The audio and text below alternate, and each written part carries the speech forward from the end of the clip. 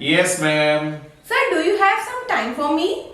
Yes, I don't have time, but I can spare some time for you. वैसे तो समय नहीं है मेरे पास, लेकिन आपके लिए मैं जरूर कुछ समय निकाल सकता हूँ. Do you have any problems? Yes, sir. Sir मैंने कुछ सेंटेंसेस नोट डाउन किए हैं जिन्हें मैं इंग्लिश में नहीं बोल पाती हूँ, तो मैं चाहती हूँ कि आप मुझे वो सेंटेंसेस एक्सप्लेन करें कि मैं उन्हें इंग्लिश में कैसे बोलूंगी, जिससे कि वो सारे सेंटेंसेस मैं भी सीख पाऊं और हमारे व्यूअर्स भी सीख पाएं. Sir All right, thank you very much, ma'am. सबसे पहले I would like to give you lots of thanks because you care yourself and your viewers. मैं देख रहा हूं कि आप अपनी भी परवाह करती हैं और अपने व्यूअर्स की भी परवाह करती हैं कि आप भी सीख पाएं और वो लोग भी सीख पाएं. जी हाँ दोस्तों, जिस तरीके से आपने देखा होगा, हिना मैम के पास बहुत सारे सेंटेंसेस हैं. She can not speak in English, जिनको वो इंग्लिश में नहीं बोल सकती, but she wants to learn in English कि हाउ टू यूज दो सेंटेंसेस इन इंग्लिश लैंग्वेज, कि उन सारे सेंटेंसेस को इंग्लिश लैंग्वेज में हम कैसे यूज कर सकते हैं, कैसे उनको हम बोल सकते हैं. She wants to learn. यदि आप लोग भी सीखना चाहते हैं, so watch this video till end. यदि आप लोग नए हैं तो चैनल को सब्सक्राइब करें, सीखते सीखते कमेंट करें और लाइक करें और चैनल को शेयर जरूर करें. Yes madam, you confirm please. Sir मेरा फर्स्ट सेंटेंस है, तुम्हारी बात मेरी समझ से परे है, तुम्हारा डांस मेरी समझ से परे है. इस सेंटेंस को इंग्लिश में कैसे बोलेंगे? जी हाँ मैडम, जैसे मैडम ने कंफर्म किया कि मेरी कुछ समस्याएं हैं. सर कुछ सेंटेंसेस मैं आपके सामने लेकर के आई हूं. जैसे तुम्हारी बात मेरी समझ से परे है, तुम्हारा राइटिंग मेरी समझ से परे है, तुम्हारी इंग्लिश लैंग्वेज मेरी समझ से परे है, तुम्हारी सिंगिंग मेरी समझ से परे है, और बाकी में तुम क्या बोलते हो मेरी समझ से परे है. तो कई बार इस तरीके के चैलेंजेस हम लोग के सामने आते हैं, but we feel very difficult to speak in English. हम लोग इन सारे सेंटेंसेस को अंग्रेजी में बोलने में बड़ा डिफिकल्ट महसूस करते हैं, लेकिन नॉट फ्रॉम टुडे. आज से आप डिफिकल्ट महसूस नहीं करेंगे, बिकॉज इन सेंटेंसेस के लिए एक स्पेशल स्ट्रक्चर हम यूज करते हैं मैडम, जिसको हम बोलते हैं ग्रीक टू. जैसे कई बार हम लोग ऐसे बोलते हैं कि मेरी समझ से परे है, तो इसमें मेन वर्ड है समझ से परे. तो इस समझ से परे के लिए एक स्ट्रक्चर हमारे लिए यूज होता है, जिसको हम बोलते हैं ग्रीक टू. अब जैसे आपका कहना है कि आपकी बात मेरी समझ से परे है, तो अंग्रेजी में इसको हम बोल सकते हैं your talk is Greek to me. Your talk is Greek to me. अब आपका कहना है कि यार तुम्हारा डांस मेरी समझ से परे है, your dance is Greek to me. अब आपका कहना है कि तुम्हारी सिंगिंग मेरी समझ से परे है, your singing is Greek to me. आपका कहना है कि यार तुम मेरी समझ से परे हो, you are Greek to me, she is Greek to me.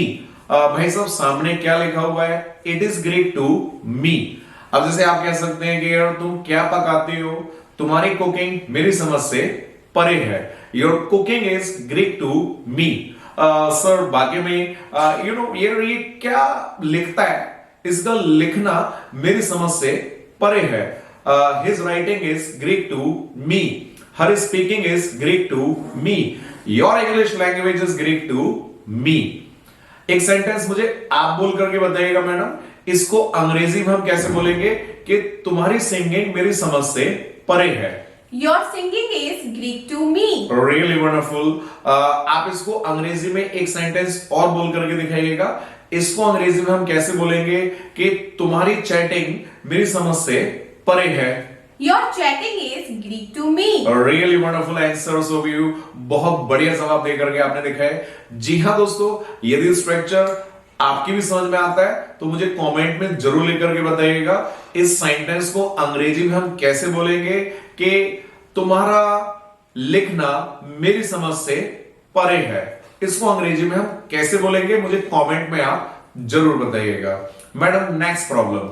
Sir मेरा नेक्स्ट सेंटेंस है कि मुझे थोड़ी देर और पढ़ने दो, मुझे थोड़ी देर और टीवी देखने दो, इस सेंटेंस को इंग्लिश में कैसे बोलेंगे? इन सेंटेंसेस को अंग्रेजी में हम कैसे बोलेंगे, ये आपका कंफर्म करना है। जैसे आपका कहना है कि यार मुझे थोड़ी देर और पढ़ने दो, मुझे थोड़ी देर और लिखने दो, मुझे थोड़ी देर और टीवी देखने दो। और कई बार मैडम ऐसा होता है कि हम लोग सो रहे हैं, अब हमारे पेरेंट्स हम लोग को जब उठाने के लिए आते हैं and they wake us up, जब हम लोग को उठाते हैं तो कई बार हम लोग मम्मी पापा से बोल देते हैं, पापा यार थोड़ी देर और सोने दो, थोड़ी देर और देखने दो, थोड़ी देर और चलाने दो। अब बेटा रो रहा है, हम लोग कहते हैं कि यार इसे थोड़ी देर और रोने दो, अपने आप चुप हो जाएगा। तो जब इस तरीके के सेंटेंसेस हम लोग बोलते हैं और इस तरीके के चैलेंजेस हम लोग के सामने आते हैं, तो इसके लिए एक स्ट्रक्चर हम यूज करते हैं, अ लिटिल लॉन्गर। जब इस तरीके की बातें हम लोग बोलते हैं कि थोड़ी देर और करने दो, थोड़ी देर और सुने दो, तो इसके लिए एक स्ट्रक्चर हम यूज करते हैं, अ लिटिल लॉन्गर। अब जैसे कहना है कि मुझे थोड़ी देर और टीवी देखने दो, लेट मी वॉच टीवी अ लिटिल लॉन्गर। आपका कहना है यार मुझे थोड़ी देर और पढ़ने दो, लेट मी स्टडी अ लिटिल लॉन्गर। आपका कहना है कि मुझे थोड़ी देर और मोबाइल चलाने दो, लेट मी ऑपरेट अ मोबाइल अ लिटिल लॉन्गर। आपका कहना है यार मुझे थोड़ी देर और पढ़ाने दो, लेट मी टीच अ लिटिल लॉन्गर। आपका कहना है यार मुझे थोड़ी देर और खाने दो, लेट मी ईट अ लिटिल लॉन्गर। उसको थोड़ी देर और चिल्लाने दो, तो इसको इंग्लिश में बोल सकते हैं, लेट हर क्राई अ लिटिल लॉन्गर। आपका कहना है कि उसको थोड़ी देर और नहाने दो, let him take a bath a little longer. उसको थोड़ी देर और नहाने दो, let her take a bath a little longer. अब आपका कहना है सर मुझे थोड़ी देर और व्हाट्सएप यूज करने दो, लेट मी यूज व्हाट्सएप अ लिटिल लॉन्गर। जब थोड़ी देर का सेंस आएगा तो इसके लिए हम स्ट्रक्चर यूज करते हैं, अ लिटिल लॉन्गर। अब एक सेंटेंस हमें मैडम बना करके दिखाएंगी। जरा मैडम इसको एक सेंटेंस आप बना करके दिखाइएगा, how to speak in English, कि अंग्रेजी में इसको हम कैसे बोलते हैं कि मुझे थोड़ी देर और लिखने दो, लेट मी राइट अ लिटिल लॉन्गर। Very nice. एक सेंटेंस और मुझे बना करके दिखाइएगा, मुझे थोड़ी देर और नाचने दो, let me dance a little longer. Very nice. जन्मैन यदि ये स्ट्रक्चर आपकी भी समझ में आता है तो आप मुझे कमेंट में लिख करके बताइएगा कि इसको अंग्रेजी में हम कैसे बोलेंगे कि मुझे थोड़ी देर और गाना गाने दो। जी हां, नेक्स्ट प्रॉब्लम मैम। सर मेरा नेक्स्ट सेंटेंस है, तुम होते कौन हो मुझे डांटने वाले। इस सेंटेंस को हम इंग्लिश में कैसे बोलेंगे? जी हां दोस्तों, आपने देखा होगा मैडम इस समय गुस्से में है। इनका कहना है कि तुम होते कौन हो मुझे डांटने वाले, तुम होते कौन हो मुझे पढ़ाने वाले, तुम होते कौन हो मुझे छूने वाले, तुम होते कौन हो मुझ पर बरसने वाले, तुम होते कौन हो मुझे समझाने वाले, तुम होते कौन हो मुझे सलाह देने वाले, तुम होते कौन हो मुझे प्यार करने वाले, तुम होते कौन हो मुझसे शादी करने वाले। जी हां, जब इस तरीके के चैलेंजेस हम लोग के सामने आते हैं तो इसके लिए एक स्ट्रक्चर हम यूज करते हैं अंग्रेजी में, जिसको हम बोलते हैं who the hell are you to. अब उस एक्शन को आगे हम लगाएंगे टू के बाद, जिसके लिए हम लोग व्यक्ति को बोलते हैं। अब जैसे आपका कहना है कि who the hell are you to action, ये कंप्लीट एक फार्मूला कहलाएगा इस स्ट्रक्चर को बोलने का कि who the hell are you to action. अब मैडम का कहना है कि यार तुम होते कौन हो मुझे डांटने वाले, who the hell are you to scold me. तुम होते कौन हो मुझे सलाह देने वाले, who the hell are you to advice me. तुम होते कौन हो मुझे पढ़ाने वाले। जरा इसको अंग्रेजी में बोल करके दिखाइएगा madam, who the hell are you to teach me. Really wonderful. देखिएगा मैडम ने कितना फास्ट लर्न किया है। Who the hell are you to teach me. तुम होते कौन हो यार मेरी सेल्फी लेने वाले, Who the hell are you to take my selfie? तुम होते कौन हो मेरा फोटो लेने वाले? Who the hell are you to take my photo? तुम होते कौन हो मुझसे प्यार करने वाले? Who the hell are you to love me? तुम होते कौन हो मुझसे शादी करने वाले? Who the hell are you to marry me? अरे यार तुम होते कौन हो मुझे पढ़ाने वाले? Who the hell are you to teach me? जी हां दोस्तों, यदि स्ट्रक्चर आपकी भी समझ में आता है तो मुझे कमेंट में जरूर बताइएगा इस सेंटेंस को इंग्लिश में हम कैसे बोलेंगे कि तुम होते कौन हो मुझे समझाने वाले। आप जरूर लिख करके मुझे बताइएगा। नेक्स्ट प्रॉब्लम है सर, मेरा नेक्स्ट सेंटेंस है जिसमें मुझे बहुत दिक्कत होती है कि वह दिन अब दूर नहीं जब हम इंग्लिश बोलेंगे। ऑलराइट दोस्तों, मैडम का कहना है कि इस तरीके के चैलेंजेस हम लोग के सामने आते हैं कि वह दिन अब दूर नहीं है जब हम इंग्लिश बोलेंगे। वह दिन दूर नहीं है जब हम विदेश जाएंगे। वो दिन दूर नहीं है जब हम मैच जीतेंगे। वो दिन दूर नहीं है जब हम T20 वर्ल्ड कप जीतेंगे। वो दिन दूर नहीं है तुम मेरे घर आओगे। वो दिन दूर नहीं है मैं तुमसे शादी करूंगा। वो दिन दूर नहीं है जब हम एक दूसरे से बात करेंगे। वो दिन दूर नहीं है जब मैं इंग्लिश बोलूंगा। वो दिन दूर नहीं है जब मैं नौकरी शुरू करूंगा। वो दिन दूर नहीं है जब मैं पैसा कमाना शुरू करूंगा। जी हां दोस्तों, जब इस तरीके के सेंटेंसेस हम लोग को बोलने होते हैं कि वो दिन दूर नहीं है, तो इसके लिए एक स्ट्रक्चर हम इंग्लिश में यूज करते हैं, the day is not far. उसके बाद हम व्हेन लगाएंगे। उसके बाद हमें लगाना है सेंटेंस को, जो भी हमारा सेंटेंस है। The day is not far when plus sentence. अब जैसे मैडम का कहना है कि वो दिन दूर नहीं है जब मैं अंग्रेजी बोलूंगी। The day is not far when I will speak English. वो दिन दूर नहीं है जब मैं तुमसे शादी करूंगा। The day is not far when I will marry you. वो दिन दूर नहीं है जब मैं पैसा कमाना शुरू करूंगा। The day is not far when I will start earning money. वो दिन दूर नहीं है जब मैं अतुल सर से इंग्लिश में बात करूंगा। The day is not far when I will talk to Atul sir in English language. वो दिन दूर नहीं है जब मैं विदेश जाऊंगा। The day is not far when I will go abroad. वो दिन दूर नहीं है जब मैं नौकरी करूंगा। The day is not far when I will do the job. जी हां दोस्तों, यदि स्ट्रक्चर आपकी भी समझ में आता है तो मुझे कमेंट में जरूर बताइएगा इस बात को अंग्रेजी में हम कैसे बोलेंगे कि वो दिन दूर नहीं है जब मैं अपने मम्मी पापा की मदद करूंगा। वो दिन दूर नहीं है जब मैं अपनी मम्मी पापा को एक बड़ी कार गिफ्ट में दूंगा। एक सेंटेंस मुझे आप बोल करके बताइएगा madam, how to speak English, इसको अंग्रेजी में हम कैसे बोलेंगे।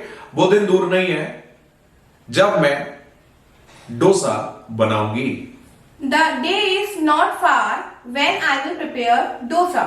Very nice, really wonderful. वो दिन दूर नहीं है जब मैं नौकरी करूंगी। The day is not far when I will do the job. Really wonderful. जी हाँ दोस्तों, आपने देखा होगा मैडम ने कितना बढ़िया तरीके से इन सेंटेंसेस को बना करके दिखाया एंड आई होप कि आप लोग भी इन सेंटेंसेस को अंग्रेजी में बोल पाएंगे। You keep on practising. केवल इस प्रोग्राम को देखते देखते ही आप लोग ना बोले, इन सारे सेंटेंसेस को, इन सारे स्ट्रक्चर्स को अपनी लैंग्वेज में, अपने सेंटेंसेस में आप लोग अपने आप भी यूज करने की कोशिश कीजिएगा। ये तो मैंने आपको सिखाया। जब आप लोग बोलते हैं आप लोग अपनी लैंग्वेज में अपने आप ही बोलिएगा so that you will start speaking these sentences fluently. तो इसके माध्यम से आप इन सारे सेंटेंसेस को, इन सारे स्ट्रक्चर्स को फ्लुएंटली बोल पाएंगे। यस, नेक्स्ट प्रॉब्लम है सर, मेरी नेक्स्ट प्रॉब्लम है काश मेरे पास आईफोन होता, काश मेरे पास पैसे होते, काश मेरे पास बड़ा बंगला होता। इन सेंटेंसेस को इंग्लिश में कैसे बोलेंगे? Oh, really wonderful. This is one of my favorite structure. You know, ma'am, ये मेरा एक फेवरेट स्ट्रक्चर है जो आपने मुझसे कंफर्म किया कि काश मेरे पास आईफोन होता, काश मेरे पास बहुत सारा पैसा होता, काश मेरे पास तुम होते, काश मेरे पास मर्सिडीज होती, काश मेरे पास एक कैमरा होता, काश मेरे पास एक रोबोट होता, काश मेरे पास एक मोबाइल होता, काश मेरे पास एक बढ़िया नौकरी होती, काश मेरे पास एक बढ़िया पार्टनर होता, काश मेरे पास अच्छे बच्चे होते। दोस्तों, ये बड़ा एक कॉमन सेंटेंस है। कई बार लोग इन सेंटेंसेस को बोलने में कई बार प्रॉब्लम महसूस करते हैं। The people really feel difficult to speak these kind of sentences in English language. But from today, you are not going to feel any kind of problems to make these kind of sentences in English language. Let's learn now कि इनको अंग्रेजी में हम कैसे बोलते हैं। इनके लिए एक स्ट्रक्चर हम यूज करते हैं, I wish I had. I wish I had.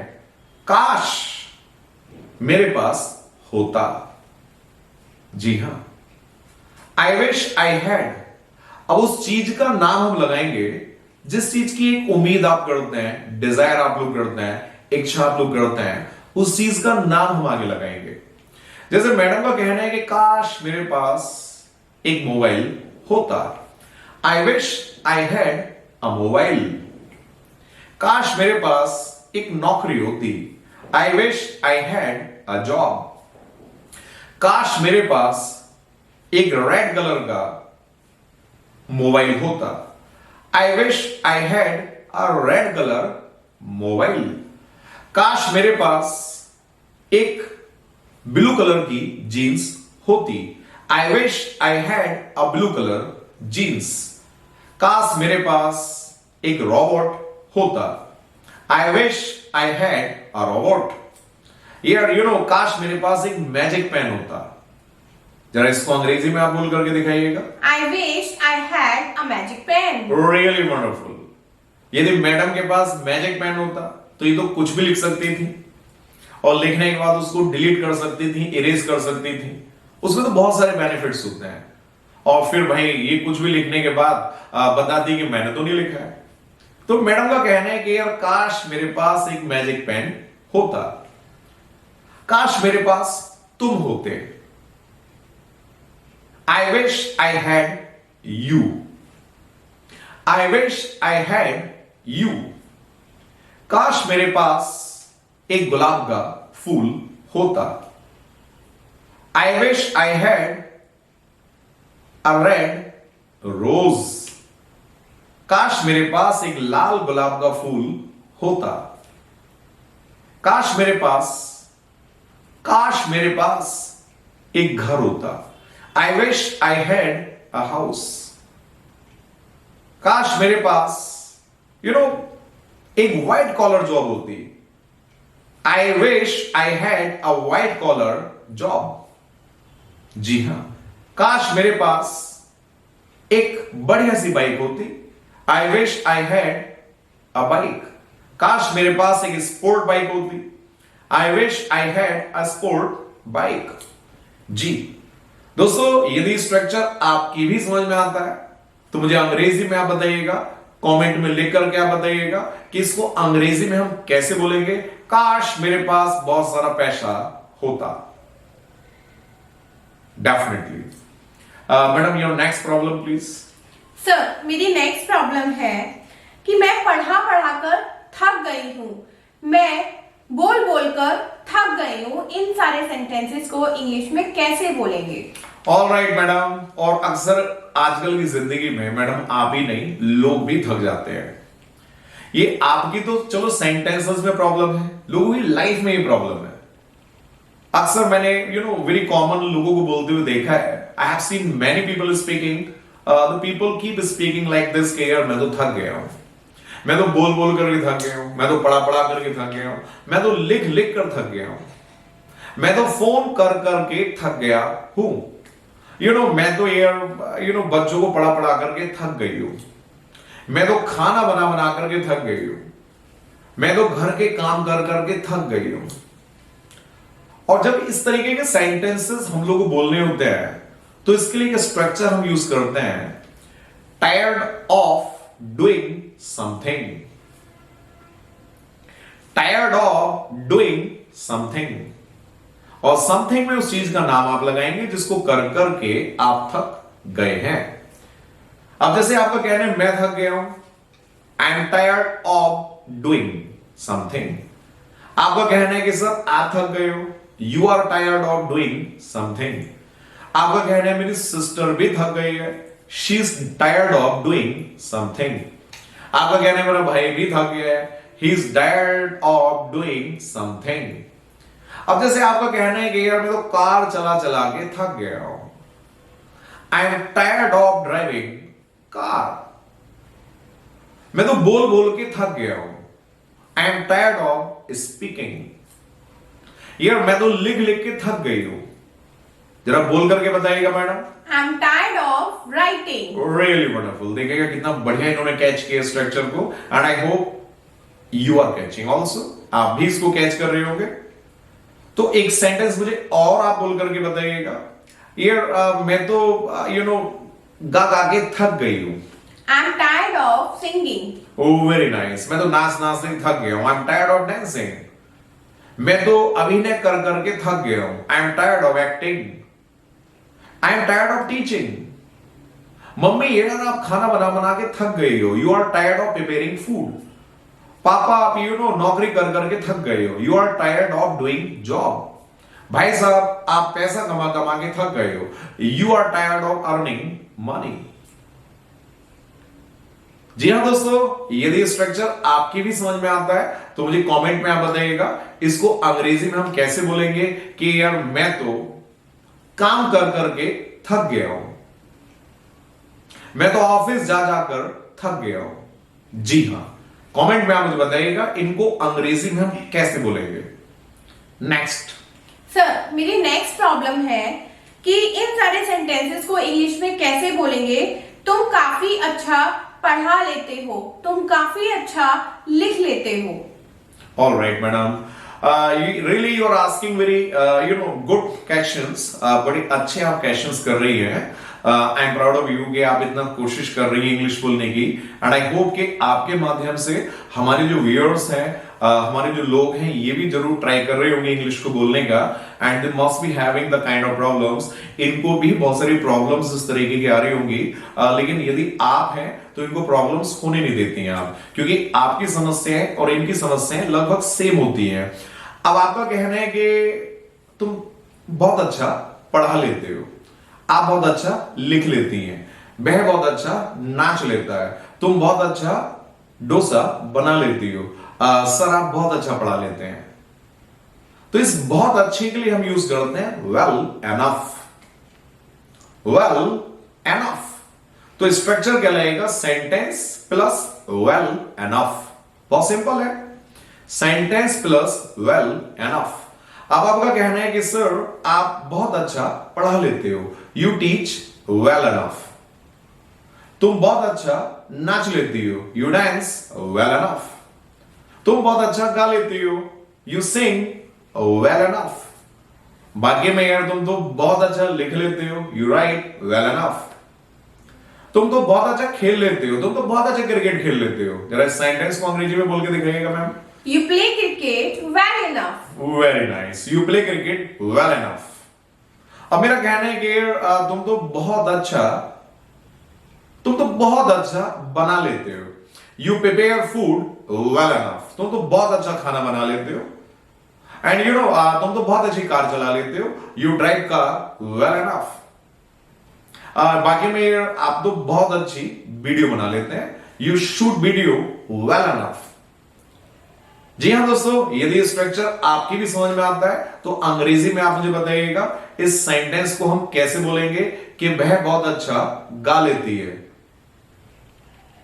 एक सेंटेंस और मुझे कमेंट में बताइएगा, वह बहुत अच्छा नाच लेता है। स्ट्रक्चर मैं ऑलरेडी आपको बता चुका हूं, इसका रूल मैं आपको बोल चुका हूं, आई हैव ऑलरेडी स्पोकन। आप मुझे बताइएगा इसको कैसे हम इंग्लिश में बोलेंगे। जी हां दोस्तों, यदि इसी तरीके से एक से एक बढ़िया सेंटेंसेस, बढ़िया स्ट्रक्चर्स, एडवांस इंग्लिश स्ट्रक्चर्स आप लोग भी सीखना चाहते हैं, आप लोग भी जानना चाहते हैं, जैसे मैं जानना चाहती हैं, you have to do nothing. उसके लिए आपको कुछ नहीं करना, only you have to and you need to subscribe our channel Bolo English Bindaas with Atul sir. इस चैनल को आप सब्सक्राइब कीजिएगा, लाइक कीजिएगा एंड शेयर भी कीजिएगा, अपने लोगों तक पहुंचाइएगा, अपने रिलेटिव्स तक पहुंचाइएगा, अपने फ्रेंड्स तक पहुंचाइएगा, so that they can also learn English language. Thank you very much for watching this video.